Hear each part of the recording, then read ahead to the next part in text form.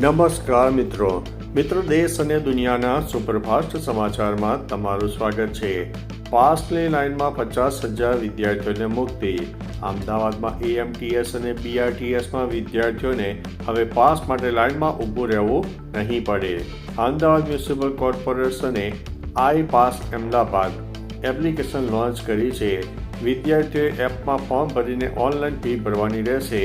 Fee ભર્યા બાદ પણ ડિજિટલ સ્વરૂપે મળી જશે, જે મોબાઈલમાં ડાઉનલોડ કરી શકાશે। જે વિદ્યાર્થીઓ ફિઝિકલ પાસ જોઈએ તે પ્રિન્ટ કાઢીને પણ રાખી શકશે। આ સુવિધાથી હજારો વિદ્યાર્થીઓને રાહત મળશે। અન્ય મહત્વના સમાચારની વાત કરીએ તો પોલીસ કોન્સ્ટેબલ લાંચ લેતા ઝડપાયા છે। સુરેન્દ્રનગરના ધાંગધ્રા સિટી પોલીસ સ્ટેશનના કોન્સ્ટેબલ મોગીલાલ પઢિયારને ACBએ 30,000 રૂપિયાની લાંચ લેતા રંગે હાથે ઝડપી પાડ્યા છે। PI રાઇટર તરીકે ફરજ બજાવતા પઢિયારે દુષ્કર્મ અને પોક્સો કેસમાં આરોપીને મદદ કરવા ફરિયાદી પાસે લાંચ માંગી હતી। ફરિયાદીએ ACBને જાણ કરતા છટકું ગોઠવાયો છે। આંબેડકર સર્કલ પાસે PGVCL કચેરીએ લાંચ લેતા અને તેમને પકડી પાડવામાં આવ્યા છે। ACBએ કાયદેસરની કાર્યવાહી શરૂ કરી છે। અન્ય મહત્વના સમાચારની વાત કરીએ તો અમદાવાદ ટ્રાફિક સિગ્નલના સમયમાં ફેરફાર। અમદાવાદ ટ્રાફિક વિભાગે જંકશનો પર લાંબી રાહ જોવાની સમસ્યા દૂર કરવા નવતર પ્રયોગ શરૂ કર્યો છે। હવે 10 જંકશનો પર રિયલ ટાઈમ ડેટા આધારિત સિસ્ટમ કાર્યરત છે, જે વાહનોની સંખ્યાના આધારે રેડ અને ગ્રીન સિગ્નલનો સમય આપોઆપ બદલી નાખે છે। આનાથી વાહન ચાલકોએ અનાવશ્યક રાહ જોવી નહીં પડે અને શહેરમાં ટ્રાફિક સુચારુ અને પ્રવાહિત જોવા મળશે।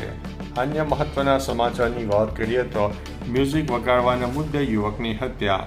બાવળાના શ્યામ કોમ્પ્લેક્સમાં ઊંચા અવાજે મ્યુઝિક વગાડવાની નજીવી વાતથી લદાયેલી માથાકૂટમાં 36 વર્ષીય મકાન માલિક પ્રદીપસિંહ ચૌહાણની હત્યા થઈ છે। રાત્રે 10:15 ભાડુઆત સુરેશ નંદાના ઠક્કરે બીજા ભાડુઆત રવિન્દ્રની ઓડીમાં આવતા અવાજ પર ગુસ્સે થઈને ઓડી ખાલી કરવાનું દબાણ કર્યું। વચ્ચે પડેલા પ્રદીપસિંહને વાગ્યું હતું અને હત્યા થઈ ગઈ હતી, જેના પછી તેમને સારવાર માટે લઈ જવામાં આવ્યા હતા। અન્ય મહત્વના સમાચારની વાત કરીએ તો નકલી નોટો સાથે 3 શખ્સને ઝડપી પાડવામાં આવ્યા છે। અમદાવાદની સેટેલાઇટ પોલીસે વાહન ચેકિંગ દરમિયાન નકલી નંબર પ્લેટવાળી કાર ઝડપીને 3 આરોપીઓને ઝડપી પાડ્યા છે। કારમાંથી 500ની 166 નકલી નોટો જે 83,000ની કિંમતની છે, જે મળી આવી છે। આરોપીઓ ઓનલાઈન ઓર્ડર આપીને રાતે ડિલિવરી બોયને અસલી નોટો વચ્ચે નકલી નોટો પધરાવી દેતા હતા। નકલી CSG સર્ટિફિકેટ અને નંબર પ્લેટથી પોલીસને શંકા ગઈ હતી। ત્રણેય આરોપીઓની અટકાયત વધુ તપાસ કરી છે। અન્ય મહત્વના સમાચારની વાત કરીએ તો હુડાના વિરોધમાં એકતા પદયાત્રા। હિંમતનગર તથા આસપાસના 11 ગામોના ખેડૂતોએ હુડા રદ કરવાની માંગ સાથે 29 નવેમ્બરે મોતીપુરાની ટાવર ચોક સુધી વિશાળ પદયાત્રા કાઢી હતી। મહાત્મા ગાંધીની પ્રતિમાને પુષ્પાંજલિ અર્પણ કરીને શરૂ થયેલી પદયાત્રામાં હજારો ગ્રામજનો જોડાયા। બાબા સાહેબ આંબેડકર અને સરદાર પટેલની પ્રતિમાને પણ શ્રદ્ધાંજલિ અર્પણ કરાઈ હતી। સમાપન બાદ હુડા સંકલન સમિતિએ હુડા આંદોલન પાર્ટ 2ની પણ જાહેરાત કરી હતી। અન્ય મહત્વના સમાચારની વાત કરીએ તો ઇન્સ્યોરન્સ ક્લેમના નામે છેતરપિંડી। અમદાવાદના કાંકરિયામાં રહેતા વૃદ્ધ દેવીચંદ મહાત્માને ઇન્સ્યોરન્સ ક્લેમ અપાવવાના નામે 6 લાખથી વધુની છેતરપિંડી થઈ જવા પામી છે। 2021માં એક યુવતીએ HDFC લાઈફના IGMS એજન્ટ હોવાનું કહીને ફોન કર્યો અને વર્ષો પહેલાં બંધ થયેલી 20,000ની પોલિસીનો ક્લેમ અપાવવાની લાલચ આપી। અલગ બહાને વૃદ્ધ પાસેથી પૈસા લેવાયા। છેતરપિંડીની ખબર પડતા સાયબર ક્રાઇમમાં ફરિયાદ નોંધાઈ છે અને 4 અજાણ્યા આરોપીઓ સામે ગુનો દાખલ કરવામાં આવ્યો છે। અન્ય મહત્વના સમાચારની વાત કરીએ તો બધા પોલીસ કર્મીઓ ભ્રષ્ટ નથી, આજે પણ જે ભ્રષ્ટ છે એના પટ્ટા ઉતરશે।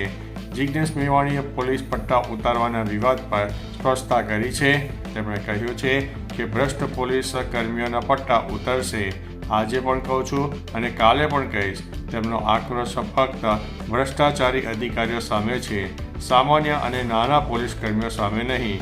તેઓ નાના પોલીસ કર્મીઓના પ્રશ્નો વિધાનસભામાં ઉઠાવનારા નેતા છે, એમ પણ તેમણે ભારપૂર્વક જણાવ્યું છે. અન્ય મહત્વના સમાચારની વાત કરીએ તો પૃથ્વીના ઇતિહાસનો પથ્થર.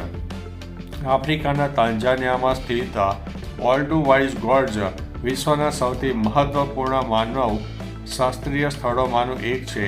આ ઊંડી ખીણ કે જેને ઘણીવાર માનવજાતનું પારણું કહેવામાં આવે છે, તે લાખો વર્ષોથી પૃથ્વીના ઇતિહાસનો રેકોર્ડ ધરાવે છે. અહીં પ્રારંભિક માનવ અવશેષો અને આદિમ પથ્થરના સાધનોના પુરાવા મળ્યા છે, જે માનવ ઉત્ક્રાંતિના અભ્યાસ માટે નિર્ણાયક છે. અન્ય મહત્વના સમાચારની વાત કરીએ તો રેડ એલર્ટ. હજુ પણ વરસાદની શક્યતા. દીતવાહ વાવાઝોડું તામિલનાડુ, આંધ્રપ્રદેશ અને પોંડિચેરીના દરિયાકાંઠે ટકરાય તેવી શક્યતા છે, જેના કારણે હવામાન વિભાગે રેડ એલર્ટ આપ્યું છે. વાવાઝોડાને લીધે ભારે વરસાદ, તેજ પવનો, ઊંચા મોજા જોવા મળી શકે છે.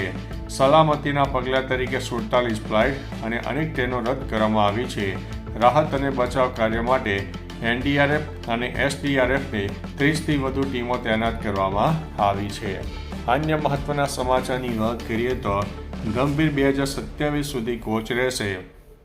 રિપોર્ટમાં દાવો થયો છે. સાઉથ આફ્રિકા સામેની શરમજનક ટેસ્ટ હાર બાદ હેડ કોચ ગૌતમ ગંભીરની સતત ટીકાઓ થઈ રહી છે. જો કે રિપોર્ટ મુજબ બીસીસીઆઈ હાલમાં ગંભીર કોચ પદેથી હટાવવા અંગે કોઈ વિચાર કરી રહ્યું નથી. તેના નિરાશાજનક પ્રદર્શન છતાં ગંભીર 2027 સુધી ક્રિકેટના ત્રણેય ફોર્મેટમાં ભારતીય ટીમના કોચ તરીકે પોતાનો કાર્યકાળ ચાલુ રાખશે. અન્ય મહત્વના સમાચારની વાત કરીએ તો ઇલેક્ટ્રિક ટુ વ્હીલર વેચાણમાં ટીવીએસ સૌથી આગળ. નવેમ્બર મહિનામાં ઇલેક્ટ્રિક ટુ વ્હીલરના વેચાણમાં ટીવીએસ મોટર 27,382 વાહનો વેચીને બજારમાં સૌથી આગળ રહી છે, જે તેનો 26% બજાર હિસ્સો દર્શાવે છે. ટીવીએસનો આઈક્યુબ સ્કૂટર સતત લોકપ્રિય છે. બજાજ 23,097 ચેતક સ્કૂટર સાથે બીજા ક્રમે આવ્યું છે, જ્યારે એથર 18,356 યુનિટ સાથે ત્રીજા સ્થાને રહ્યું છે. હીરો અને ઓલા ઇલેક્ટ્રિક અનુક્રમે ચોથા અને પાંચમા ક્રમે આવ્યા છે. તો ચાલો મિત્રો, ફરીથી દેશ અને દુનિયાના સુપરફાસ્ટ સમાચાર લઈને મળતા રહીશું. ત્યાં સુધી અમને રજા આપશો. નમસ્તે.